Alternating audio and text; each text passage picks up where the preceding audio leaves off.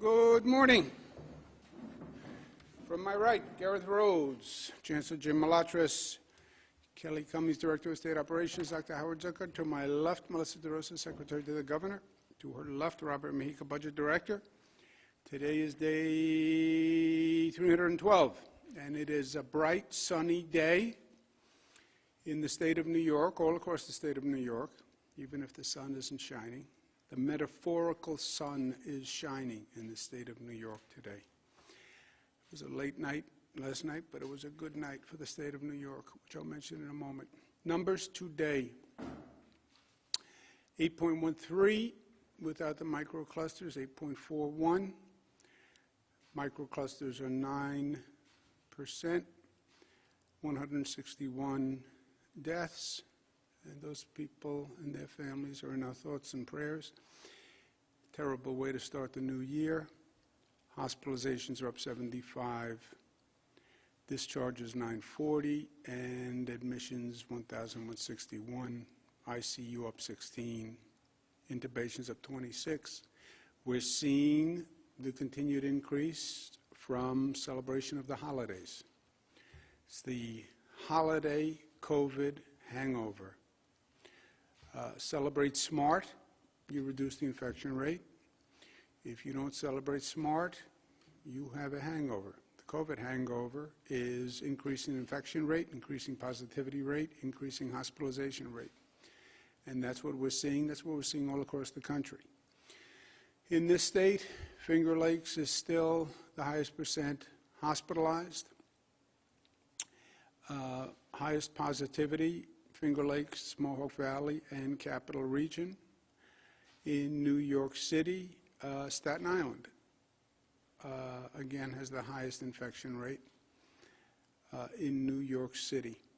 Manhattan, still at 3.9%. That variance is just incredible to me and really shows how personal behavior can make a dramatic effect. The numbers, the variance all across the state makes that point also.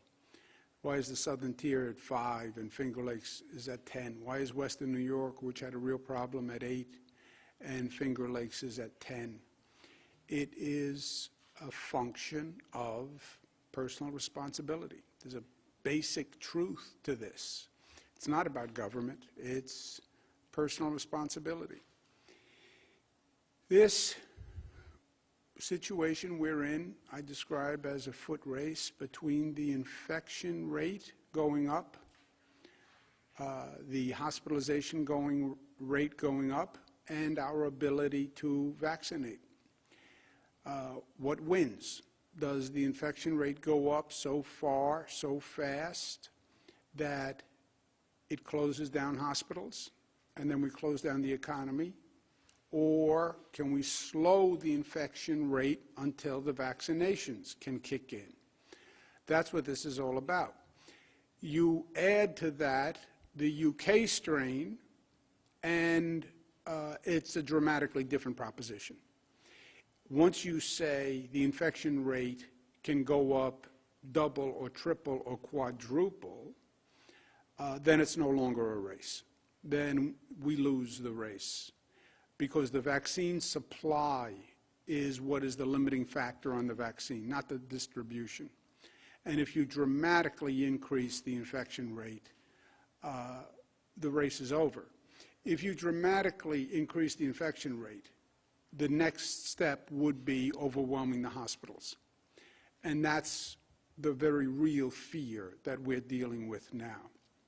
So 3 priorities: slow the spread, increase the vaccination rate, and stop viral mutations, which is something that we're not paying enough attention to in this nation, in my opinion.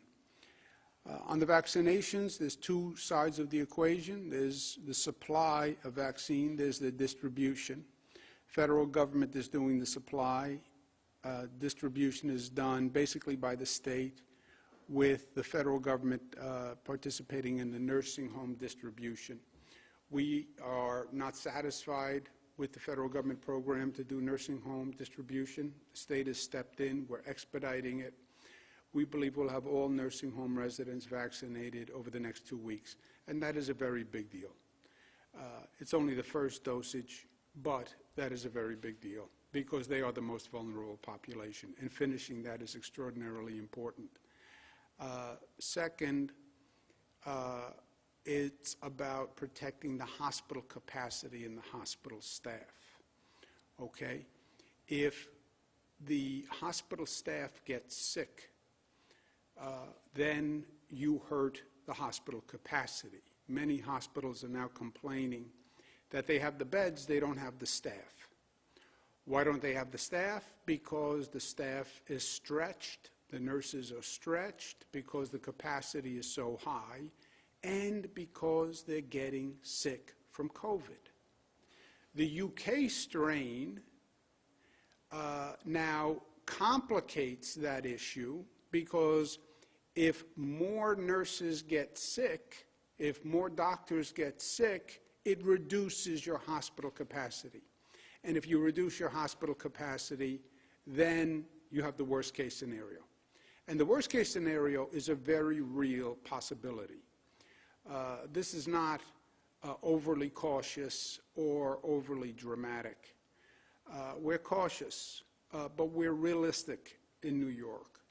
And this is a realistic possibility. We know that because we're seeing this situation develop all across the nation, all across the globe. You overwhelm the hospitals, people die. That's what happens. You overwhelm the hospitals, you have to close down the economy again. There is no choice. Once the hospitals say, we're at capacity, you have to close down the economy. We have a warning track, if you will, where when we get to within 21 days of overwhelming the hospitals, we start to close down the economy. So it's game over when the hospitals are going to be overwhelmed. And again, the UK strain greatly complicates this entire equation. The worst situations in life tend to be a combination of bad effects. We have a problem with the infection rate today and the hospital capacity, and we've been balancing that on a daily basis. You add to that equation the UK strain and a higher infection rate, that's when the train is going to come off the tracks. And we're seeing it all around us. That is California. California, the hospital system is overwhelmed. And more people will die because the hospital system is overwhelmed. We went through this in the spring when we saw Italy overwhelmed with the hospital system. And people die on gurneys in the hallway. I lived through these nightmares. So did every New Yorker. And we're seeing it happen around the globe. The UK closed down because of the UK strain. In several weeks, the UK strain took over the original COVID strain. That's how strong it is. We see it in Germany. We see it in Italy. Again, they have to close down because they're overwhelming the hospital system. So this is a very real possibility that we're worried about. Vaccinating hospital staff is vital. They should be vaccinated because, first of all, they are the front line. Everybody talks about our heroes, our nurses, our doctors. New Yorkers have celebrated nurses and doctors. We're celebrating nurses and doctors, and they deserve that celebration. You know what they deserve more than celebration? They deserve a vaccination. That's what they deserve. And they deserve it because they are the frontline workers. And they deserve it because selfishly, if our hospital staff gets sick, it's going to reduce our hospital capacity. Now, I've made this point before, and we have seen a dramatic improvement in hospitalization. The hospitalization vaccination. Hospitals are doing a better job. You'll see the numbers in a moment. If a hospital hits the refusal rate, if the staff in the hospital says, I don't want to take it, then fine, we'll reallocate that to another healthcare or nursing home that needs it. But we want to give every healthcare professional who wants the vaccine, will take the vaccine, the ability to take it. We need an acceptance rate of between 70 to 90% of this vaccine society-wide. Herd immunity is somewhere between 70 to 90. If you listen to the experts, if you listen to the Dr. Fauci's of the world, they'll say the goal is 90%, but you have to hit at least 70% society-wide. And society-wide, there are going to be a lot of people who don't want to take this vaccine. You have a lot of cynicism and skepticism. You have it especially in the black community. You have the anti-vaxxer community. 90% is incredibly high. If you were giving out cash to New Yorkers, you wouldn't hit 90%. But the hospital staff, they're informed.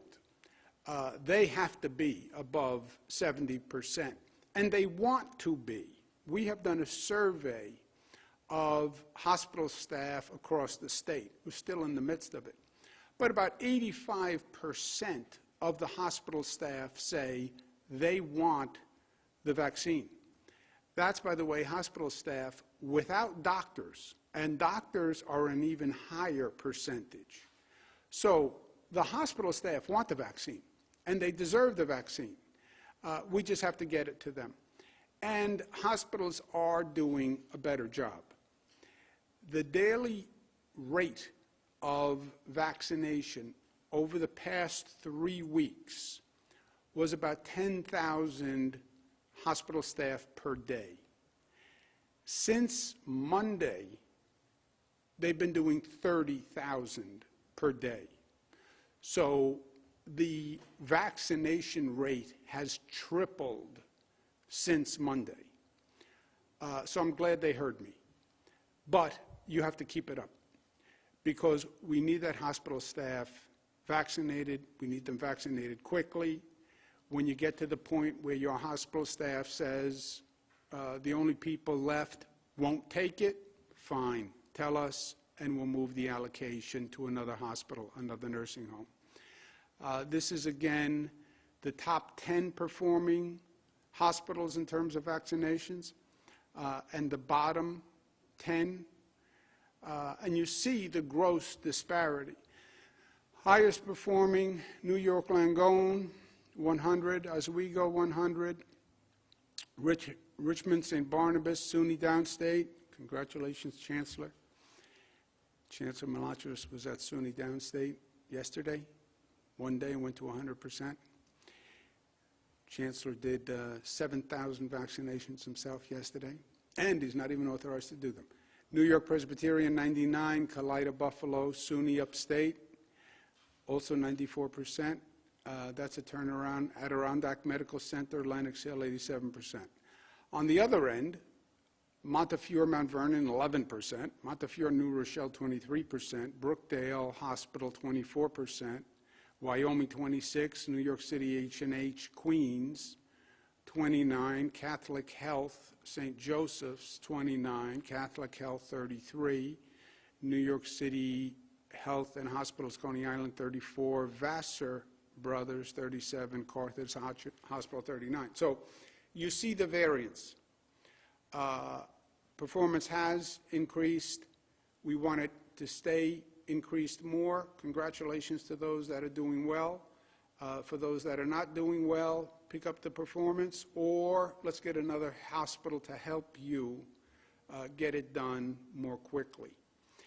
Supply is still going to be the issue. Just to give you an idea, we have received about 900,000 dosages so far. We have 2.1 million healthcare workers and nursing home people.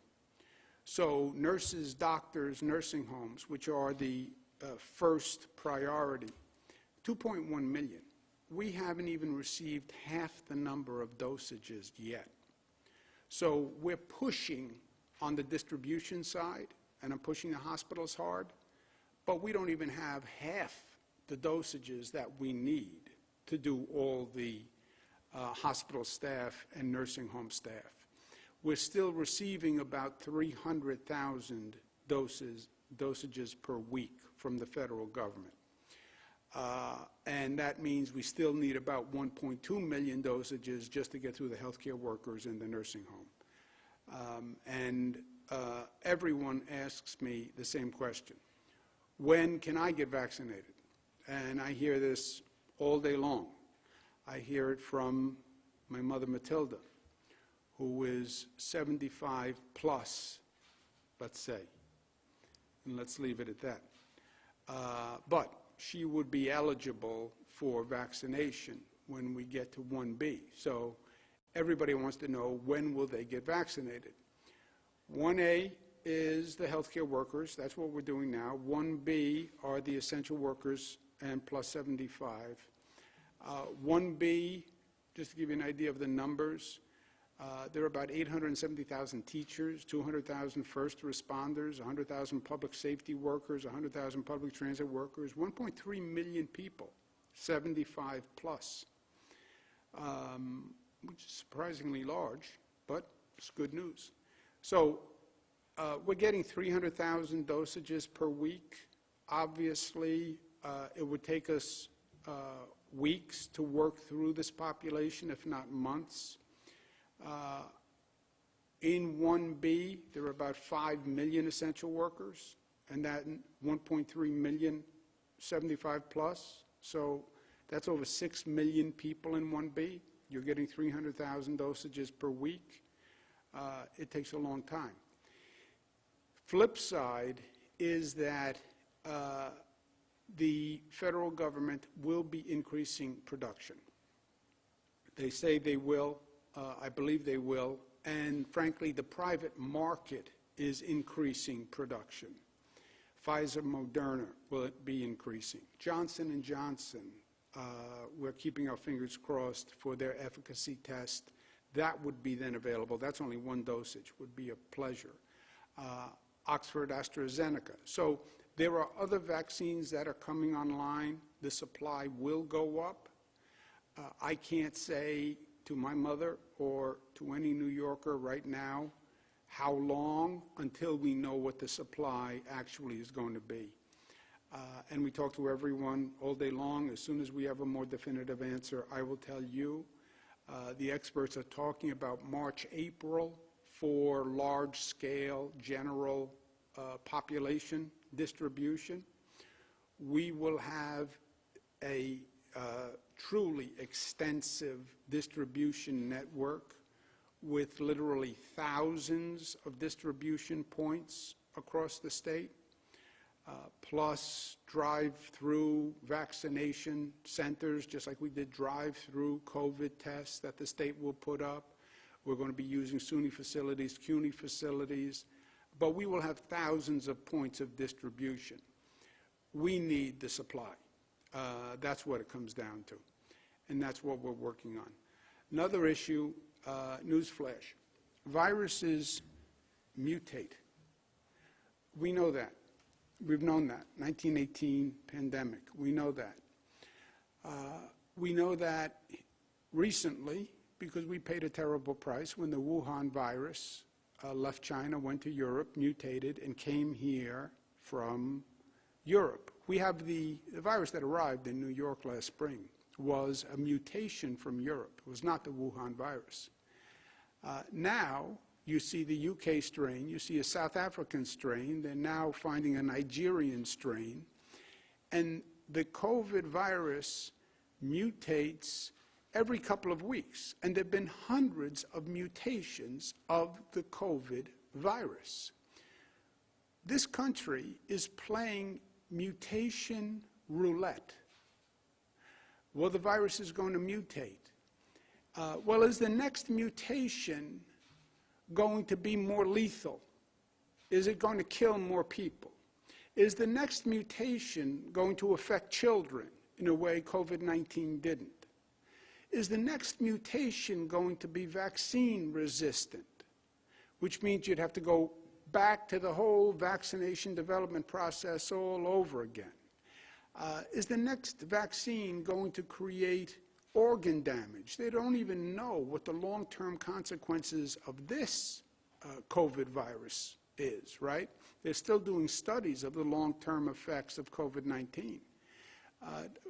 Are we sure that the next mutation won't be more dangerous or more transmittable, which we found out it is in this UK strain? And that is what is happening now every day. And we are literally playing Russian roulette with it. Many countries around the world have said the virus is mutating. Before any international travelers come into our country, they need to be tested. Not a ban on travel, but they need to be tested. That makes all the sense in the world. This country hasn't done it. We talked about the UK strain days before this country took any action. New York State took action before this country took action. 140 countries took action before this country took action. And now we have the UK strain, surprise, surprise, which is creating a real complication for us. Where is HHS? Where is the president? Where is the vice president? Technically, they're in office until they're not in office, and they should do their job. But if they're not going to do it, at least let New Yorkers protect themselves. We have the airports here. The flights from Europe come here. They come to JFK. They come to Newark. People are landing at LaGuardia Airport. Let us protect ourselves. As governor, I don't have the legal authority to say international travelers must be tested. When it came to the UK strain, I called the airlines myself and asked them to voluntarily agree, and they did. But the gateway, the entrance, is handled by the federal government, Customs and Border Patrol. The state runs through the Port Authority, the airport facility, but Customs and Border is all done by the federal government. I'm asking today the Customs and Border Patrol to either require in New York airports that the person shows that they were tested before admission, or allow the Port Authority staff to request of people coming through customs whether or not they were tested. But we don't want tens of thousands of people coming through our airports every day from countries around the world who were not tested. It's just that simple, and it makes total common sense. We have a UK strain case that we found in Saratoga. Dr. Zucker has been very aggressive about contact tracing. It appears now that there's evidence that that UK strain case in Saratoga Springs was actually connected to UK travel. If we had tested people from the UK before they got here, we wouldn't have had the UK travel spread. It's common sense. And why common sense defies government, I don't know. But last night, Georgia, and Georgia changes everything. Changed the tone, the mood. Now we all hear the music. But yes, they were Georgia Senate seats, but it changes the U.S. Senate. And one of the races still has to be completed, but even the one victory is going to change the landscape of the Senate. And the Senate has been horrific to the state of New York. And they have been political about it, and it's been really devastating for the state. And I would want to congratulate the incoming Senate Majority Leader, Senator Schumer, who obviously is a New York senator, and now he's going to be the Senate Majority Leader. And this was a very, very big win for the Democratic Senate. And it bodes well for the state of New York. Look, Washington has abused New York State for 4 years, and that is not rhetorical. They have been unethical. They have been political. They have taken money out of this state and sent it to Republican states as a pure political exercise. They've used New York as a political piñata to appeal to the conservatives around the country by demonizing New York and New Yorkers. They enhance the divisions in this country by using New York as an example. And they've had not just moral and ethical violations, but they literally have taken billions of dollars from us. And that was a function of the Senate and the President, and they are both gone. And today, Washington theft ends, and compensation for the victims of the crimes of the past 4 years begins. And New Yorkers have been crime victims, as far as I'm concerned, by the theft of the federal government. And our message to Washington is going to be very clear. We want a return of the state's property that was stolen by Washington over the past 4 years. They wouldn't pass state and local funding, even though this state has a $15 billion deficit caused directly from COVID, which was caused directly by federal negligence. And they were expecting this state to find $15 billion. We've had the lowest Medicaid reimbursement in the United States because they don't believe in providing health care coverage for low-income people, and we do. So they penalized us through Medicaid. Basic infrastructure programs that every federal government passed and funded, they didn't fund. They stopped the Trusted Traveler program, which was illegal, and then lied about it, and got caught by the U.S. Prosecutor's Office as a political statement. We had all sorts of great projects around the state that should have been going forward. Second Avenue Subway was funded by every administration in Manhattan. The Gateway Tunnels, the president didn't fund them just out of political pique. I-81 in Syracuse we could have been rebuilding. The Buffalo Skyway, they've done tremendous damage. And then they literally changed the tax code to redistribute income from the state of New York to Republican states. That's all SALT was. They're against redistribution. No, they did the greatest income redistribution in history. They took from the rich states and they gave to the poor states. New York happens to be a rich state. The Republican states happen to be poorer states. They took our tax dollars and handed it to the Republican states. It then raised our property taxes $4 billion per year. An average family's taxes, property taxes, average $2,600 per year for 3 years. Average. It cost New Yorkers $30 billion over the past 3 years. Pure cash, $30 billion. We now have a $15 billion deficit. They took $30 billion.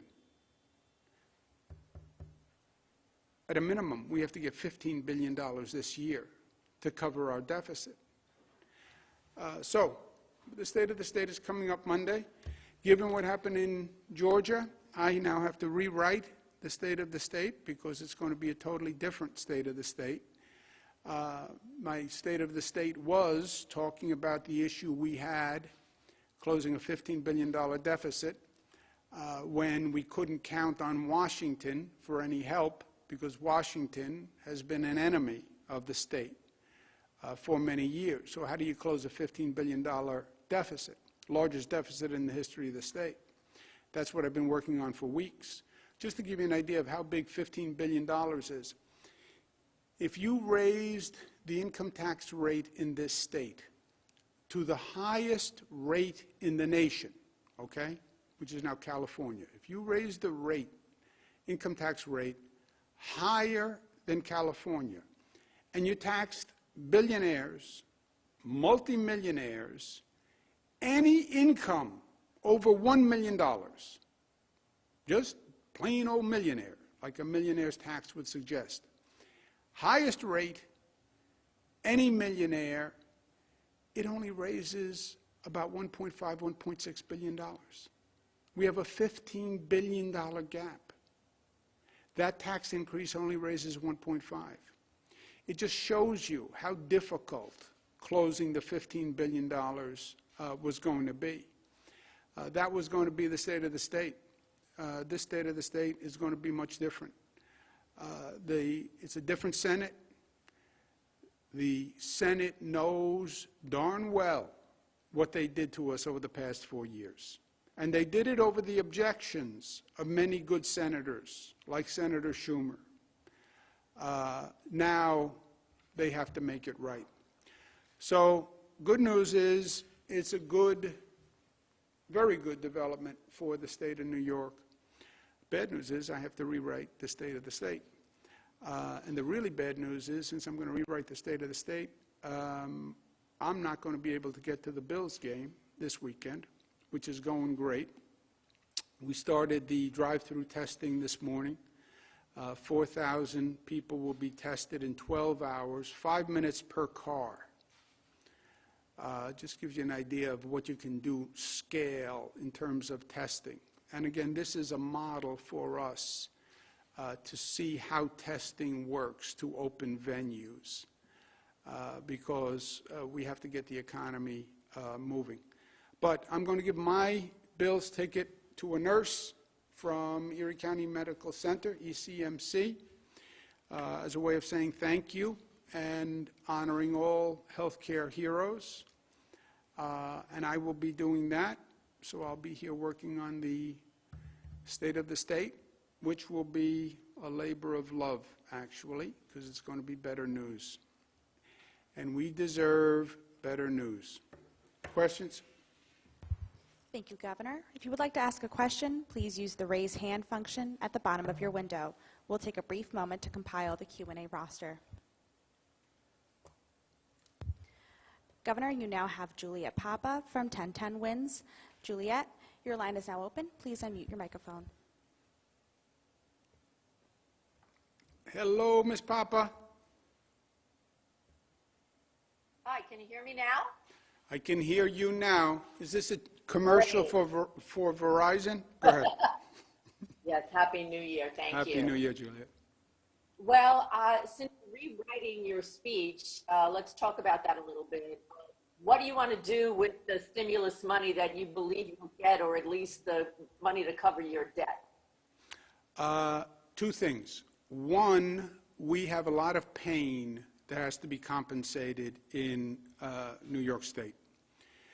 We have tenants who can't pay back rent. We have landlords who can't pay their mortgages. We have bills, governmental bills, which is what the $15 billion in state funding is about. We have small businesses that need loans to reopen because they've been devastated. We have restaurants that need to be refinanced. And then we need to build for the future. And we have to take this moment to actually anticipate the post-COVID world and build for the post-COVID world. Because the post-COVID world is going to be different. We know that. And it's going to be a different economy. And the place that does the best is the place that anticipates those changes. But my case to Washington now is going to be very simple. Pure fairness. You took $30 billion from us and abused us and victimized us. And we are an economic engine for the nation. So we need $15 billion, which is our deficit, to get through this year.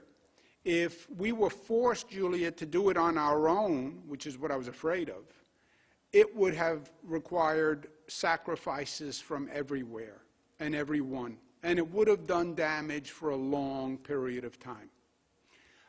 New York City is under true stress on many levels, right? And you hear it from people all day long. I know I hear it from people all day long. So this was not the time to make a bad situation worse. And the Senate, not out of politics, but just out of justice and fairness, they know what happened to us was wrong. Next question, operator. Governor, you now have Marcia Kramer from CBS 2. Marcia, your line is now open. Please unmute your microphone. Happy New Year, Governor. How you doing? I am happy today. Since Happy New Year, Marcia, it is the first day that I am happy. So Happy New Year. I am happy that you're happy. I bet you are happy that I am happy, because when I am not happy, then I tend to share the unhappiness with people such as yourself. Well, you know, there's probably a quote from Pierre Teilhard de Chardin would have something about happiness. Oh, yes, there is a quote from Teilhard de Chardin. If I am not happy, then you will not be happy. That's Teilhard de Chardin, as translated by A.J. Parkinson. I was just going to say it sounded more like A.J. Parkinson. Yeah. So, Governor, I actually have some real questions. So there are reports that you are going to include in your State of the State asking the state to approve sports betting and legalizing marijuana.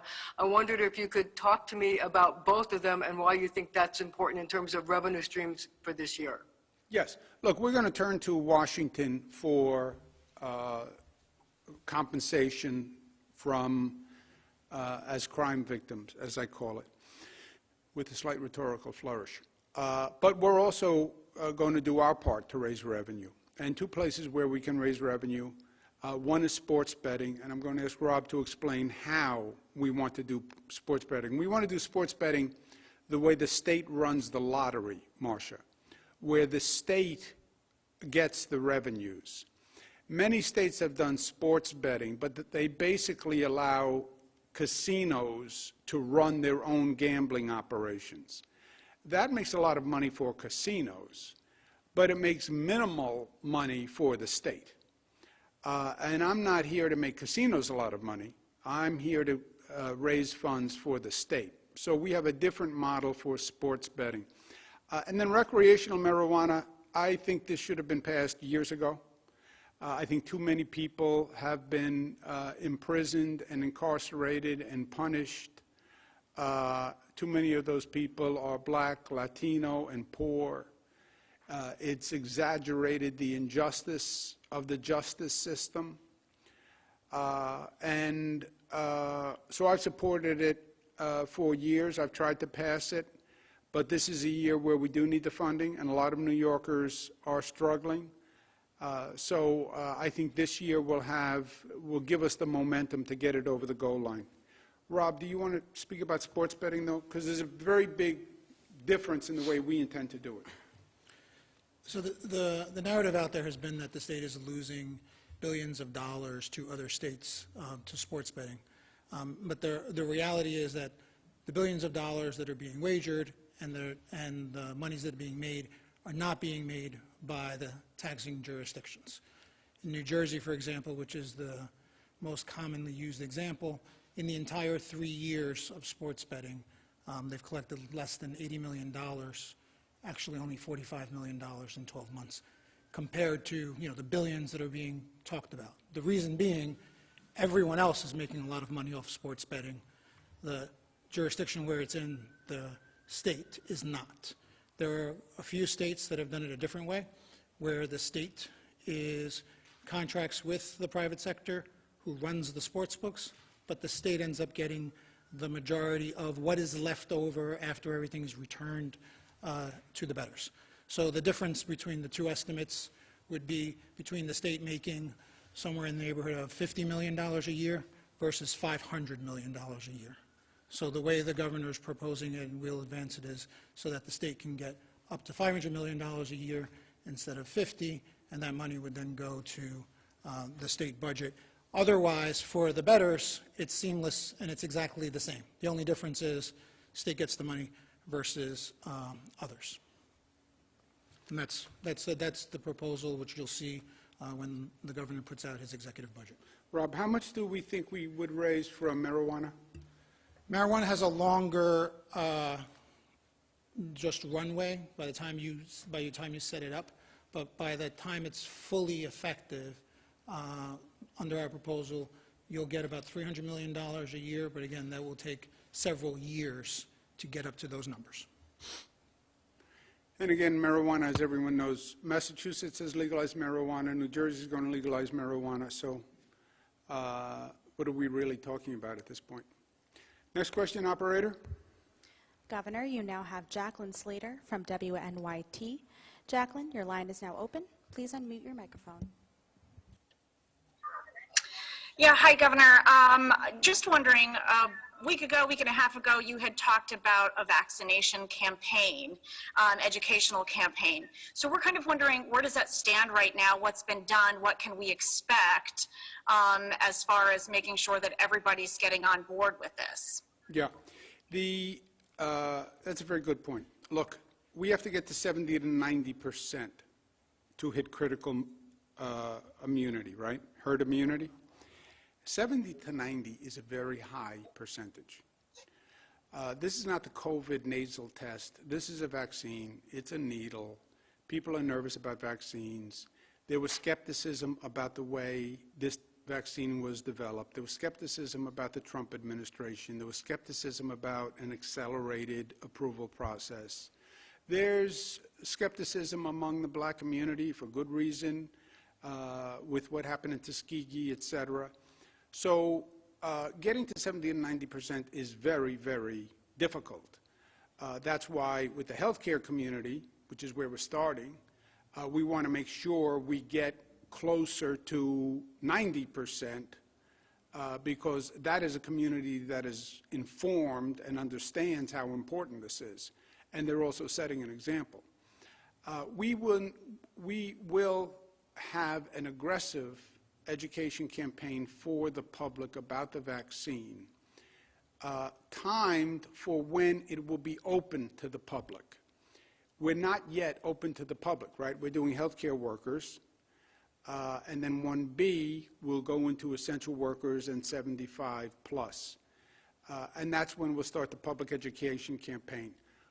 When will we start a large-scale public availability? We have the distribution mechanism ready. We just need the supply.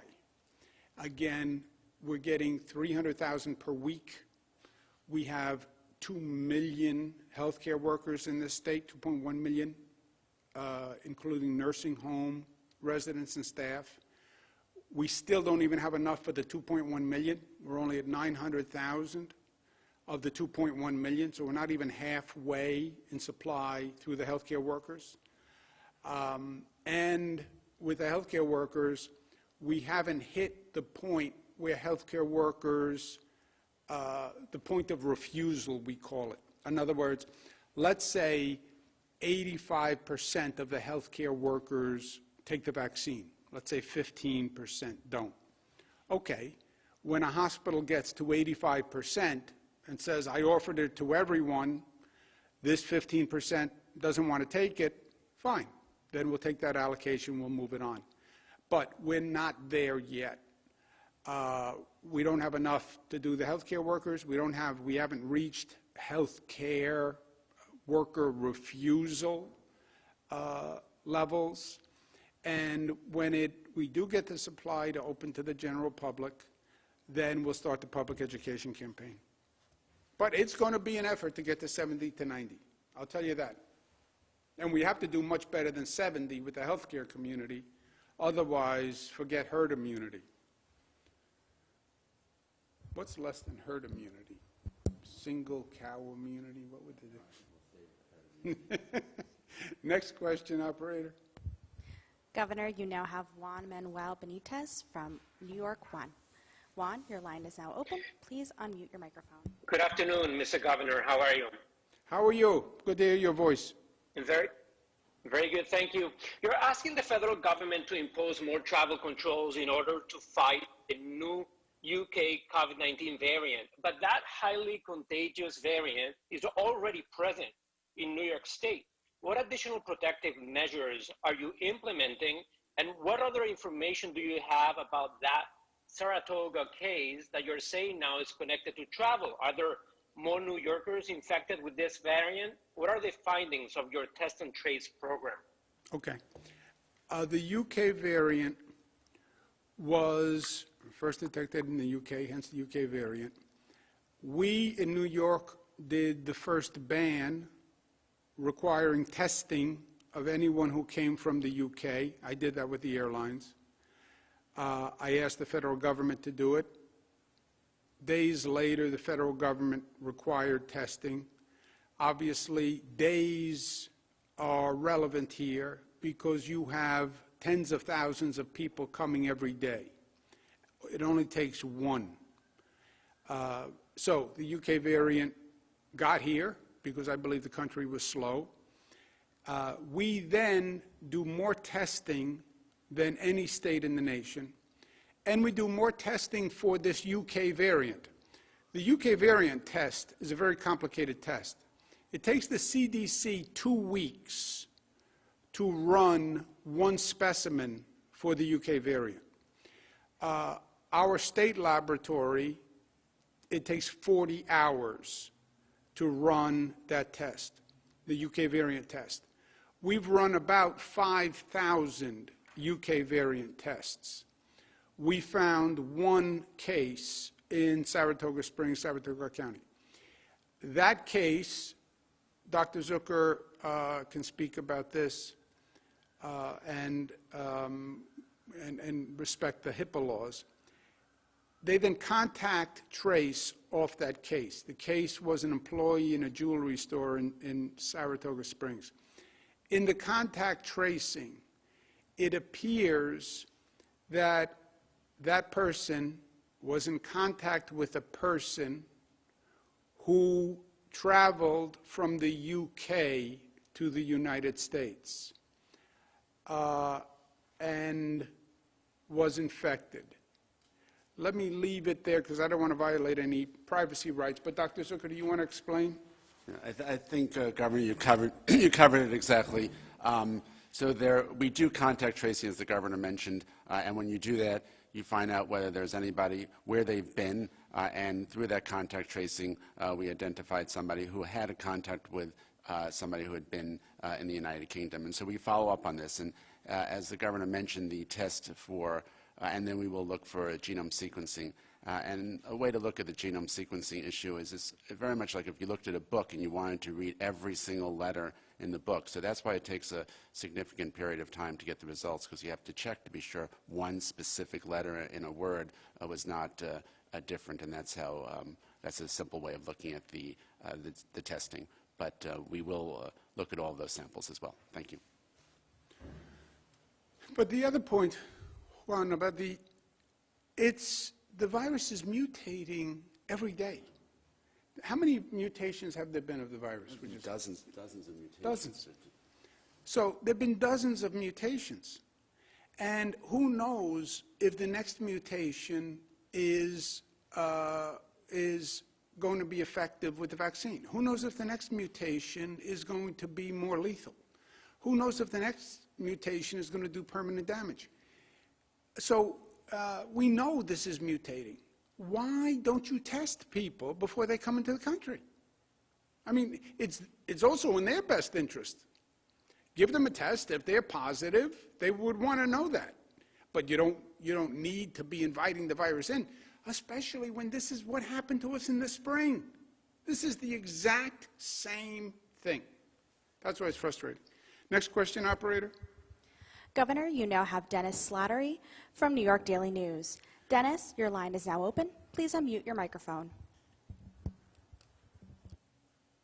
Good afternoon, Governor. How are you? How are we doing, Dennis? Good. Two questions. One, I just want to ask the mayor announced this morning that starting today, NYPD personnel will be eligible to get the vaccine. He's hoping to get at least 10,000 NYPD vaccinated by this Sunday. Can you talk about that and how that works into the state eligibility?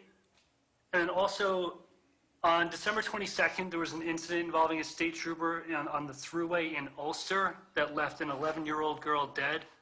The family of the little girl is claiming that the trooper involved pepper sprayed the driver before ramming the vehicle off the road. Do you have any comment on that situation? Okay, two things.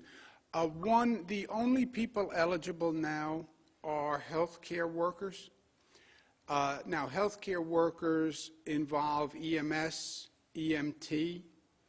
So members of the fire department who are EMS or EMT, or members of police department who are EMS or EMT in any police department across the state or fire department across the state, they are all eligible as healthcare workers.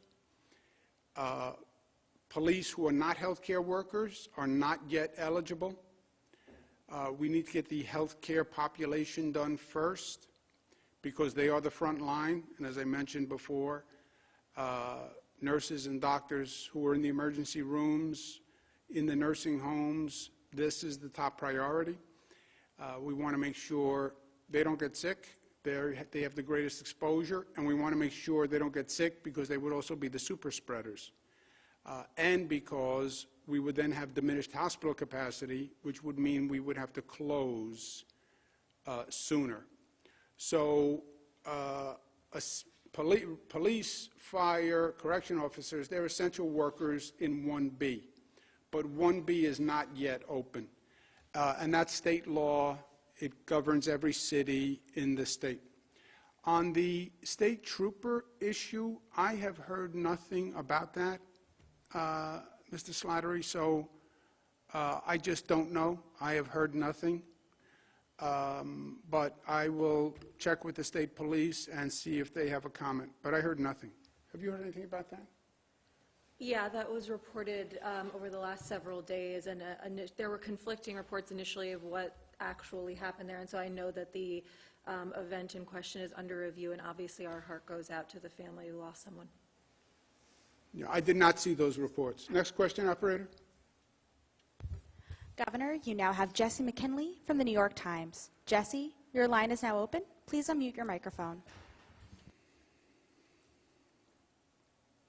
Hello? Hello? Hello, can you hear me? We can hear you. Victory. Two quick questions. Considering that there is supply inside the vaccination chain, what is the rationale for not opening it up to 1B so that some patients could at least get vaccinated at this point?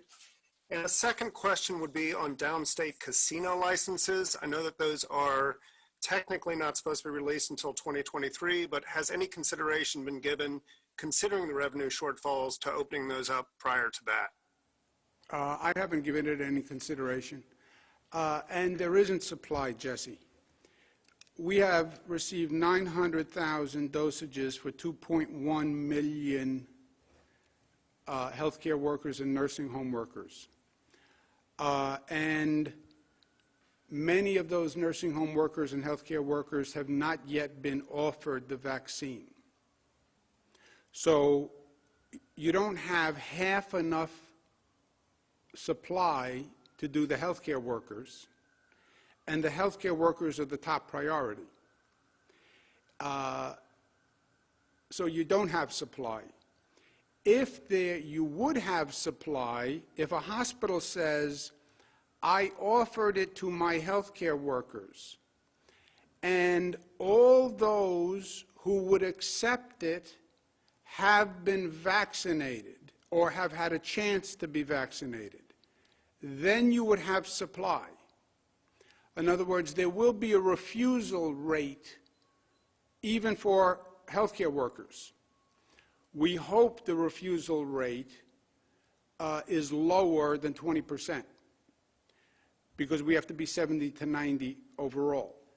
I've said repeatedly, any hospital that says, I have extra supply because I've offered all my healthcare workers and they won't take it, then call the Department of Health. We'll take that allocation and give it to another hospital or nursing home that needs it. Because overall, we're 900 out of 2.1 million. We're not even halfway there. So any individual hospital that hits saturation and has additional doses left over, great. Then we'll use that because we're not halfway there. Second problem would be a hospital calls up and says, I'm only at 70% acceptance rate. I'm only at 60% acceptance rate. That's going to be a medical problem because that's a very low percentage to operate a hospital. Okay? Let's take one more question, or was that the last question? Thank you. Congratulations, Georgia. Congratulations to the U.S. Senate. Congratulations to the state of New York.